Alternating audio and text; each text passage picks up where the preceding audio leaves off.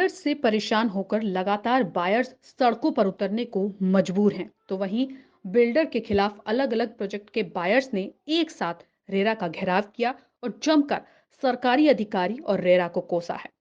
आखिर क्यों एक ही बिल्डर के तमाम प्रोजेक्ट्स के बायर को आज रेरा के ऑफिस के बाहर प्रदर्शन करना पड़ा? आज हम दिखाएंगे इस खास रिपोर्ट में कि ये कौन सा बिल्डर है जिसके तमाम प्रोजेक्ट्स अधर में लटके हैं और कैसे बायर्स के 3,000 करोड़ रुपए बिल्डर पूरी तरह से डकार चुका है और कौन कौन से प्रोजेक्ट्स के बायर ने आज रेरा को चेताया। लेकिन उससे पहले, अगर आपने अब तक हमारे चैनल को सब्सक्राइब नहीं किया है तो सबसे पहले हमारे चैनल को सब्सक्राइब जरूर करें ताकि रियल एस्टेट से जुड़ी तमाम खबरें आप तक सीधी और सबसे पहले पहुंच सकें। तो चलिए अब हम आपको बताते हैं कि रेरा के बाहर प्रोटेस्ट कर रहे ये तमाम बायर्स माहिरा बिल्डर से दुखी हैं। दरअसल गुरुग्राम में लगातार बिल्डरों की मनमानी बढ़ती जा रही है। दरअसल कांग्रेस के विधायक धर्म सिंह छोकर की कंपनी माहिरा होम्स कंपनी में पिछले 3 साल से फ्लैट बुकिंग कराने के बाद अपने घर का सपना पूरा होने का सपना देख रहे खरीदारों ने एक बार फिर से हरेरा ऑफिस पहुंचकर प्रदर्शन किया। प्रदर्शनकारियों ने विधायक धर्म सिंह छोकर, उनके बेटे विकास और सिकंदर पर करीब 5,000 फ्लैट खरीदारों के साथ धोखाधड़ी करने का आरोप लगाते हुए उन पर कार्रवाई करने की मांग की है। माहिरा कंपनी ने गुरुग्राम में सेक्टर 103, 104, सेक्टर 63 ए, सेक्टर 95, सेक्टर 68 में अफोर्डेबल हाउसिंग के 5 प्रोजेक्ट लॉन्च किए थे। ये सभी प्रोजेक्ट 2020-2021 में लॉन्च किए गए थे। इन प्रोजेक्ट में करीब करीब 5,000 लोगों को अपने सपनों का फ्लैट मिलना था, जिसके एवज में लोगों ने 5 लाख से लेकर 25 लाख रुपए तक माहिरा होम्स कंपनी में जमा भी करवा दिए थे। इस तरह से 300 करोड़ रुपए से अधिक की रकम माहिरा होम्स में जमा हुई। खरीदारों को उम्मीद बंधी कि उन्हें जल्द ही फ्लैट मिल जाएगा। समय बीतता गया लेकिन जमीनी स्तर पर कोई भी काम नजर ही नहीं आया। सभी प्रोजेक्ट पर कहीं जमीन खोद दी गई तो कहीं बेसमेंट बनाया गया, कहीं एक फ्लोर बनाकर छोड़ दिया गया। अगर हम बात करें माहिरा होम्स के सेक्टर 104 के प्रोजेक्ट की, जो कि गांव धनवापुर में है और द्वारका एक्सप्रेस वे के पास बनाया गया है, इस प्रोजेक्ट में कुल 1,483 यूनिट बिल्डर को तैयार करनी थी, जबकि प्रोजेक्ट पर सिर्फ 1% ही काम पूरा हुआ है। इस पूरे प्रोजेक्ट में बायर्स 25 से 50% तक पेमेंट बिल्डर को दे भी चुके हैं। कुल मिलाकर अगर हम बात करें तो 120 से 140 करोड़ रुपए इसी प्रोजेक्ट से बिल्डर अब तक लोगों से ऐंठ चुका है। तो वहीं माहिरा के 103 सेक्टर के प्रोजेक्ट की अगर हम बात करें तो ये प्रोजेक्ट दौलताबाद गांव में तैयार करना था, जिसमें कुल 1800 फ्लैट्स का आश्वासन लोगों को दिया गया था, जिसमें बायर्स की तरफ से 87% से लेकर 100% तक लोग पैसा बिल्डर को दे चुके हैं, जबकि धरातल पर 15 से 20% काम ही अब तक पूरा हुआ है। इसके अलावा माहिरा होम्स के सेक्टर 95 की अगर हम बात करें तो इसमें कुल 876 यूनिट बिल्डर को तैयार करनी थी। यहाँ भी लोगों ने 50 से 60% तक पैसा बिल्डर के हाथों में थमा दिया, जबकि काम जमीन पर सिर्फ 5% ही हो पाया है। इसके अलावा अगर हम बात करें सेक्टर 63 ए की, तो यहाँ भी बिल्डर की तरफ से 50 से 75% तक पैसा लोगों से पहले ही ले लिया गया और कल 620 फ्लैट्स बनाकर लोगों को देने थे, लेकिन काम यहाँ भी 5 से 10% तक ही धरातल पर पहुंचा है। अब लोग मांग कर रहे हैं कि आखिरकार बिल्डर कब उनको उनके सपनों का घर देगा। इसके अलावा सेक्टर 68 की अगर हम बात करें तो यहाँ कुल 1400 यूनिट्स बिल्डर को तैयार करनी थी, लेकिन यहाँ का भी हाल कुछ इसी तरह का है। हरेरा ऑफिस में प्रोटेस्ट करने के लिए पहुंचे हैं, क्या कुछ मामला है? समालखा से एमएलए हैं कांग्रेस पार्टी के धर्मवीर छोकर, उनके 2 सुपुत्र हैं विकास और सिकंदर। इन्होंने एक कंपनी बनाई माहिरा होम्स करके। उसमें इन्होंने 20-21 में गुड़गांव में 19 में भी 5 प्रोजेक्ट इन्होंने लॉन्च करे और लगभग 500 अलॉटीज़ को अलग अलग प्रोजेक्ट्स में इन्होंने कहा कि आपका प्लॉट हमने अलॉट कर दिया है, फ्लैट अलॉट कर दिया अफोर्डेबल पॉलिसी के तहत। और लगभग 300 करोड़ रुपए, मैं रिपीट कर रहा हूँ, इन लगभग 5,000 अलॉटीज से इस कंपनी ने लगभग 300 करोड़ रुपए इकट्ठा करा। और 300 करोड़ रुपए इकट्ठा करने के बाद आज ये पोजीशन है कि जो पांचों जो प्रोजेक्ट हैं किसी में केवल ज़मीन को एक्सकेवेट किया गया है, खाली खुदाई करी गई है, यार कहीं बहुत कम काम किया गया है। ना के बराबर अगर मैक्सिमम काम देखेंगे तो 5-7% ही प्रोजेक्ट में पूरा हुआ है, 1-2 प्रोजेक्ट में, बाकी 3 प्रोजेक्ट में तो काम ही स्टार्ट नहीं हुआ। उसके बाद काफ़ी बड़ी संख्या में अलॉटीज ने और अलग अलग प्रोजेक्ट के एसोसिएशन बनाकर गुड़गांव एरिया में केस फाइल करा और उनसे गुजारिश की गई कि भाई प्रोजेक्ट हमें हैंडओवर कर दिया जाए, काम शुरू कराया जाए या हमारे रिफंड दिलाया जाए। 3 ही कंपोनेंट का अलॉटी मांग सकता है। भैया तो जो पैसा उसने दिया डेवलपर को वो वापस मांगेगा, या ये कहेगा कि प्रोजेक्ट एसोसिएशन को दे दो हम पूरा करेंगे, या प्रोजेक्ट पूरा कराया जाए। बड़े बड़े दुख के साथ मुझे आपको बताना पड़ रहा है, गुड़गांव एरिया अथॉरिटी ने कोई भी ऑर्डर नहीं दे पाई, और जो कुछ ऑर्डर उन्होंने दिए हैं तो वो इम्प्लीमेंट नहीं हो पाए।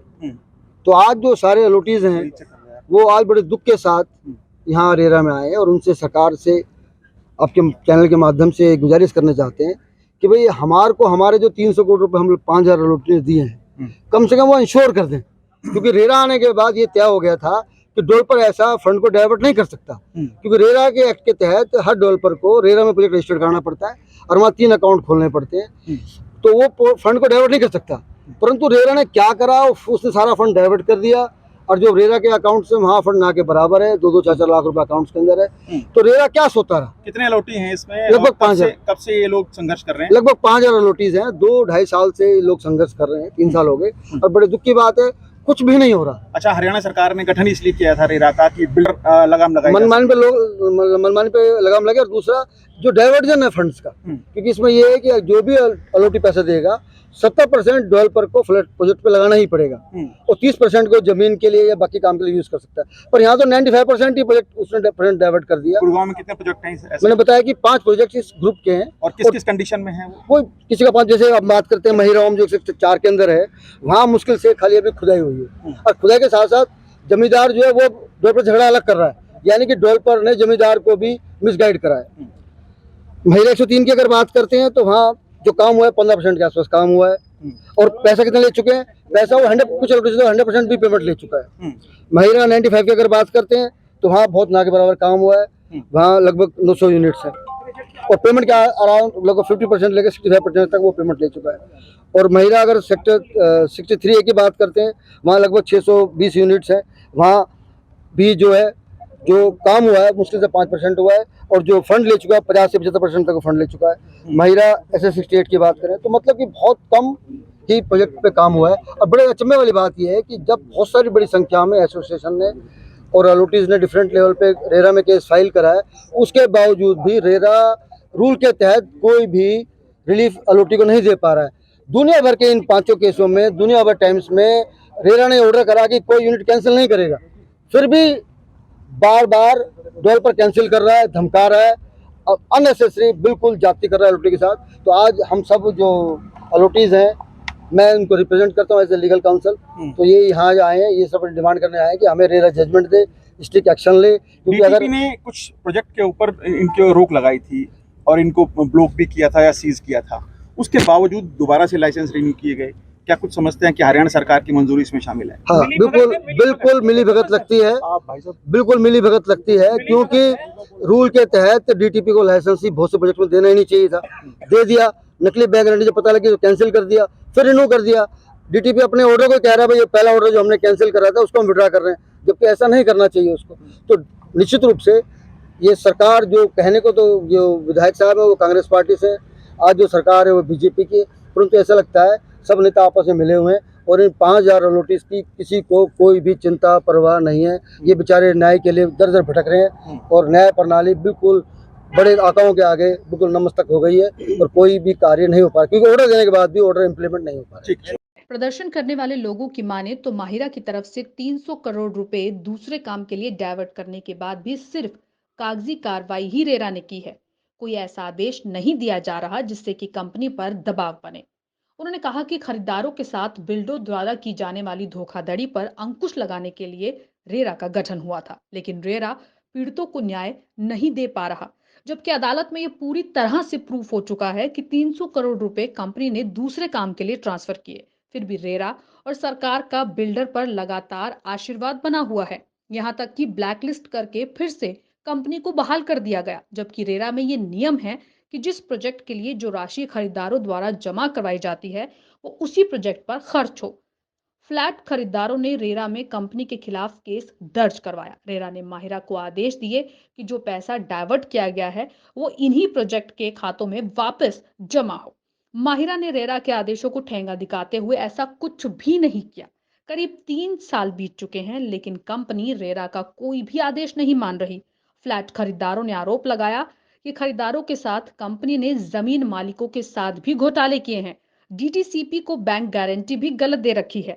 डीटीसीपी ने केस दर्ज करवाया। डीटीसीपी ने कंपनी को पहले ब्लैकलिस्ट किया था, लेकिन बाद में उसे बहाल कर दिया गया। डीटीसीपी की कार्यप्रणाली पर लोगों ने सवाल उठाए, क्योंकि पहली बार हरियाणा में ऐसा हुआ है कि कंपनी को ब्लैकलिस्ट करने के बाद बिना किसी ठोस वजह के उसे बहाल कर दिया गया। सर, मेरा गुलशन निकाल रहा है। मेरा 63A में प्रोजेक्ट है और हम 2020 से धक्के खा रहे हैं। हमने 50 से 75% पेमेंट दे चुके हैं।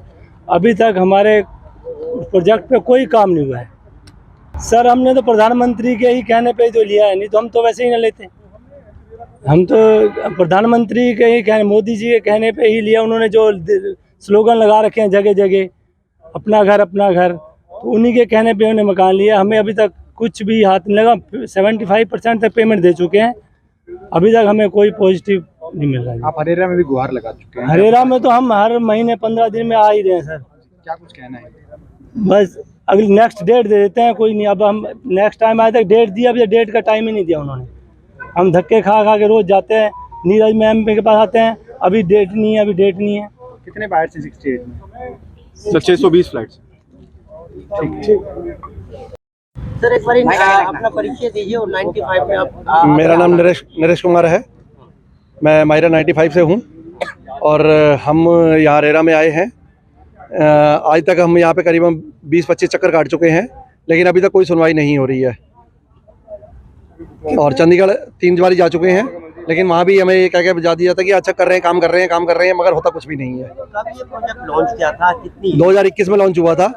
2020 में लॉन्च हुआ था, लेकिन आज तक भी वहाँ पे सिर्फ 5% काम हुआ है। कितने आप पैसे आपने 50% पेमेंट जा चुकी है।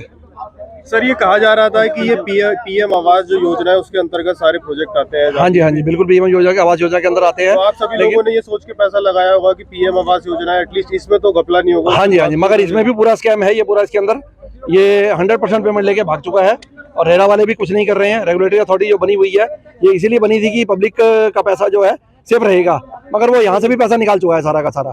ठीक। मेरा नाम कमल भारद्वाज है और मैं Mahira Homes 104 buyers welfare association का प्रेसिडेंट हूं और हमारा प्रोजेक्ट माहिरा होम्स 104 में है। ठीक है, तो जैसा कि हमारे वकील साहब ने बताया कि बिल्डर ने ये जो हमारा प्रोजेक्ट है ये दिसंबर 2021 में लॉन्च किया था और 25% जो मिनिमम पेमेंट होती है एलोकेशन के लिए वो जनता ने दी, और उसके बाद भी जो है लोगों ने 2 किस्तें और दी हैं। तो करीबन 120-140 करोड़ रुपए के आसपास बिल्डर ने पैसा इकट्ठा किया, एस्क्रो अकाउंट में वो जमा हुआ और फिर वो कब में उसने निकाल लिया ये पता ही नहीं चला।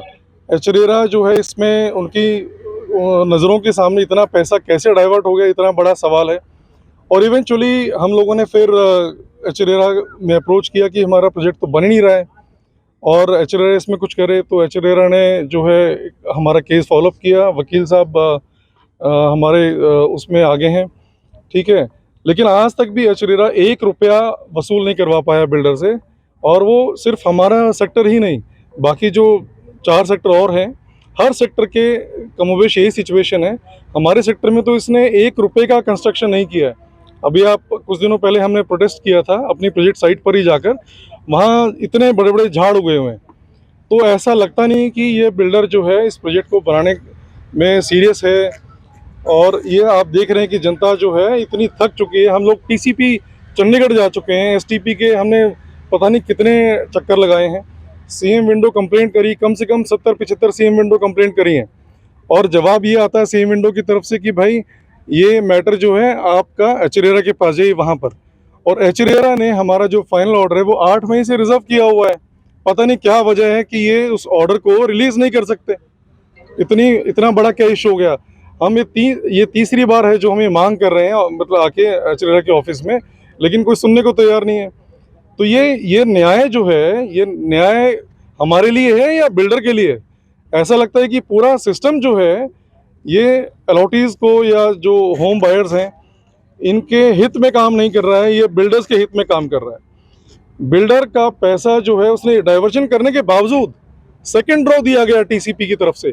अभी इसी साल मार्च अप्रैल में टीसीपी ने सेकेंड ड्रॉ भी दे दिया, 200 यूनिट और बेचो, 200 लोगों को और ठगिए। तो ये कैसे हो सकता है? पैसा निकाल लिया गया और स्टिल आपने इसको ब्लैकलिस्ट भी किया था एक बार, और विद इन 2 मंथ्स आपने उसको डी ब्लैकलिस्ट कर दिया। क्या वजह थी उसको डी ब्लैकलिस्ट करने की? क्या उसने पैसा लोगों का वापस कर दिया था? बिल्कुल नहीं किया। जबकि उसने 88B सेक्टर एक और है कोई, वहाँ पर तो इसने सरकार को ही धोखा दे दिया। हमारे चारों सेक्टर में इसने फेक बैंक गारंटी जमा करी, उसके ऊपर FIR है राजेंद्र पार्क थाने में। तो क्या पुलिस ने कार्रवाई करी? क्या सिस्टम ने, टीसीपी ने कार्रवाई करी उनके ऊपर? वो FIR सिर्फ क्या खाना पूर्ति के लिए? क्या ये जो लोग हैं इनके पास दुनिया भर का छप्पर फाड़ के कहीं पैसा दिया हुआ है जो ये फ्री में घूम रहे हैं यहाँ पर? इनके पास, लोगों के पास काम धंधा नहीं है, लेडीज आई हुई हैं, बच्चे आए हुए हैं सब। तो क्या ये हरियाणा सरकार सुनेगी? केंद्र सरकार कहती है हमारी डबल इंजन की सरकार है। डबल इंजन की सरकार का आधा इंजन भी काम नहीं कर रहा है। ऐसे आप लोगों को मकान दिलवाएंगे? टीवी पर आप ऐड देते हैं कि इतने लोगों को घर दे दिए, सोशल मीडिया पे देते हैं। ये देखिए अब 5000 से ज़्यादा जो है अलॉटीज़ हैं जो दर दर की ठोकरें खा रहे हैं। 5000 अलॉटीज़, एक भी फ्लैट इसमें किसी को नहीं मिला, एक भी। और लोग 25% से लेके 100% पेमेंट कर चुके हैं, 100%। ये इतना बड़ा स्कैम है, और ये कैसे आंख बंद करके पीठ दिखाकर हमारी तरफ खड़े हुए हैं। हम थक चुके हैं। मैं आपको लिस्ट दे सकता हूं, हम कम से कम 36 बार, 36 टाइम्स, 3 डजन बार इनके चक्कर काट चुके हैं। चंडीगढ़ कितनी बार जा चुके हैं, और शटअप करके हमें भगा दिया जाता है। ऑनलाइन मीटिंग भी हुई है तो सुनने वाले नहीं सत्यप्रकाश जी। STP के ऑफिस में इतनी बार जा चुके हैं, अचरेरा के ऑफिस में जा चुके हैं। ये सिर्फ खाना पूर्ति कर रहे हैं। अचरेरा बना सिर्फ अलॉटीज के हित के लिए, होम बायर्स के हित के लिए बनी थी ये बॉडी। लेकिन क्या ये वो काम आज भी कर रहे हैं? हमें नहीं दिखता। जिस तरह से हमारी जो हालत है, हम लोगों ने पैसा कैसे कैसे इकट्ठा किया आप ये सोचिए। किसी बैंक ने आज तक लोन नहीं दिया क्योंकि ये इसके कागज पूरे नहीं है। तो इन्होंने IIFL, जो मैं नाम नहीं लेना चाहता ना, ऐसे जो जो पब्लिक सेक्टर के बैंक्स हैं, हाँ, इनसे इन्होंने लोन दिलवाए हाई इंटरेस्ट रेट पे। अब लोगों के पास जो गुड़गांव में किराए पर रह रहे हैं वो अपने किराए भी चुका रहे हैं, लोन की किस्त भी चुका रहे हैं। किस चीज़ की किस्त चुका रहे हैं? वो झाड़ों के लिए। आप जाइए इस प्रोजेक्ट साइट पर, आप जाके देखिए आइए, वहाँ इतने बड़े झाड़ हैं, वहाँ कोई कुछ भी नहीं है। आपको हमारी ये खबर कैसी लगी कमेंट करके जरूर बताएं। इसी के साथ साथ इस खबर को शेयर करें और चैनल को सब्सक्राइब जरूर करें ताकि रियल एस्टेट से जुड़ी सभी खबरें आप तक सीधी और सबसे पहले पहुंच सके।